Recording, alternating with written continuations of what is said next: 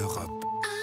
Europe 1. François Clemenceau, l'ancien président des États-Unis, Barack Obama, est en tournée en ce moment en Europe avant de se rendre en Afrique. Mais avant de partir, il a clairement laissé entendre au Parti démocrate qu'il allait s'engager dans la bataille des élections de mi-mandat de novembre prochain.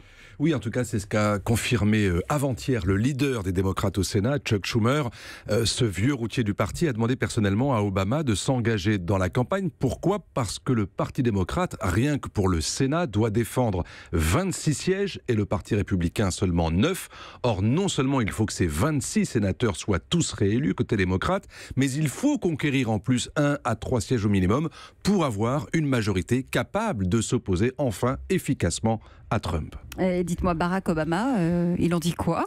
Jusqu'à présent, il n'en disait pas grand-chose parce qu'en fait, si vous regardez, Obama est sorti à 3 reprises seulement du silence pour condamner la politique de son successeur, que ce soit sur l'assurance santé que Trump est en train de démanteler, sur la réglementation des armes à feu qu'il ne veut pas durcir, ou sur le racisme dont il constate la recrudescence face à la permissivité des nationalistes identitaires autour de Trump. Mais là, oui, il semble qu'Obama veuille maintenant passer à la vitesse supérieure.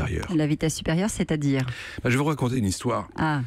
Il veut d'abord s'en prendre aux démocrates, figurez-vous. L'autre jour, en Californie, lors d'une soirée de récolte de fonds dans la villa d'un milliardaire qui avait invité pour l'occasion la chanteuse Christina Aguilera, Barack Obama a dit ceci, et j'ouvre les guillemets. « Si vous êtes de ceux qui regardent les chaînes Tout Info lors de vos soirées entre amis et que vous vous dites que la civilisation est en train de s'effondrer, sous-entendu à cause de Trump, et que tout cela vous angoisse, eh bien, c'est soit parce que vous vous êtes trompé sur le déclin de notre démocratie, soit que vous n'en faites pas assez en investissant tout votre temps, votre énergie et votre argent pour combattre Trump. » Il a dit en plus, comprenez, c'est bien gentil d'avoir invité Christina Aguilera, mais la reconquête commence plutôt dans les permanences des locaux associatifs, en rameutant les troupes et les électeurs, en mangeant des pizzas froides. C'est un langage qui est assez proche de celui que tenait quelqu'un comme Bernie Sanders, il y a de ça 2 ans, et dont les partisans obtiennent d'ailleurs de très bons scores dans les élections primaires de ce printemps.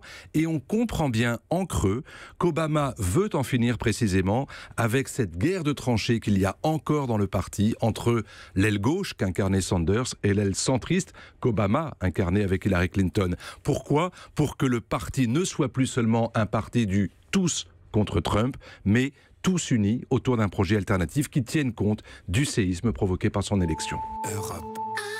Europe 1.